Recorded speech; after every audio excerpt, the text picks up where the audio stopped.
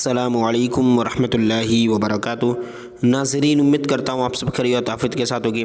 आइए इंशाअल्लाह अज़्ज़ा वजल आज की इस वीडियो में उर्दू की चौथी किताब का पार्ट नंबर 14 इंशाअल्लाह अज़्ज़ा वजल पढ़ेंगे। और आज का सबक बहुत ही इंटरेस्ट है जिसका नाम है आसमान। ठीक है, इंशाअल्लाह अज़्ज़ा वजल पार्ट नंबर 14 में 2 सफ़े पढ़े जाएंगे और 2 पेज इंशाअल्लाह 15 में पढ़े जाएंगे। तो आइए सबक को शुरू करते हैं। बिस्मिल्लाहिर्रहमानिर्रहीम। तो आप देख सकते हैं हेडिंग तो आप देख ही चुके हैं, अलिफ के ऊपर मद है तो आस मीम अलिफ आसमान है ना। अब आइए पैराग्राफ से पढ़ते हैं।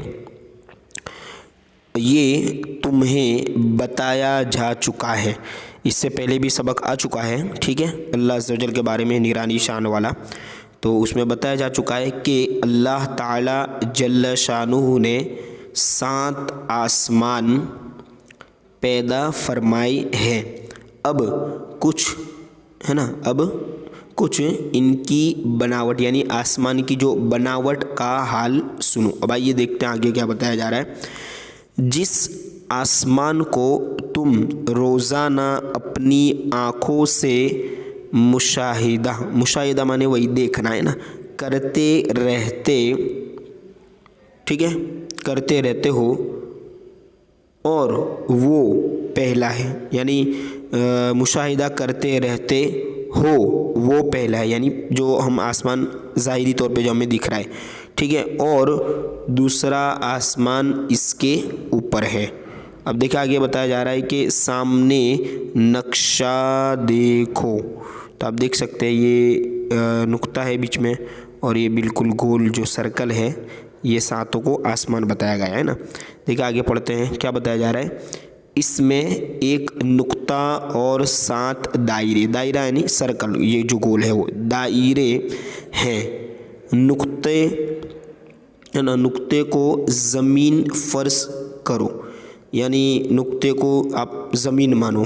ठीक है, और दायरो यानी सर्कल जो है वो उसको आसमान समझो। सबसे छोटा दायरा पहली नहीं बल्कि देखिए यहाँ पेंसिल से लिखा है पहला, सबसे छोटा दायरा पहला यानी ये जो छोटा दायरा है पहला, ये पहला आसमान है। ठीक है, और सबसे बड़ा दायरा 7वां आसमान है। नक्शा यानी जो मैप ऊपर बताया ये वाला, नक्शे की मदद से तुम्हें ये समझना आसान हो गया कि 7वें आसमान के पेट में है ना 6ठा आसमान है, और 6ठे आसमान के जौफ माने भी पेटी होता है अंदर में। ठीक है, जौफ में 5वां आसमान है, और 5वें के पेट में 5वें आसमान के पेट में 4था आसमान है, और चौथे के बीच में 3रा आसमान, और तीसरे के वस्त। देखिए अलग अलग इस्तेमाल किए जा रहे हैं अल्फाज ताकि हमारा नॉलेज बढ़े। वस्त माने भी बीच में होता है। ठीक है, यहाँ तो बीच में, और यहाँ पर जौफ यानी भी वही पेट बीच में। ठीक है, वस्त यानी बीच में दूसरा, और दूसरे के पेट में पहला आसमान है, और पहले आसमान के पेट में ज़मीन है। ठीक है, आइए अगले पेज पे भी पढ़ लेते हैं।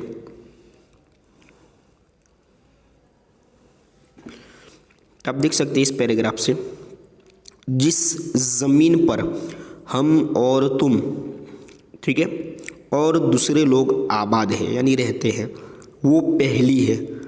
आसमान के बारे में तो बताया, अब ज़मीन के बारे में भी बता रहे कि वो पहली है, और दूसरी ज़मीन पहली के पेट में है, और तीसरी ज़मीन दूसरी के पेट में है, और यूं ही चौथी, 5वीं, 6ठी, 7वीं का हाल है यानी इसी तरह अंदर घुसते हुए चले जाना है।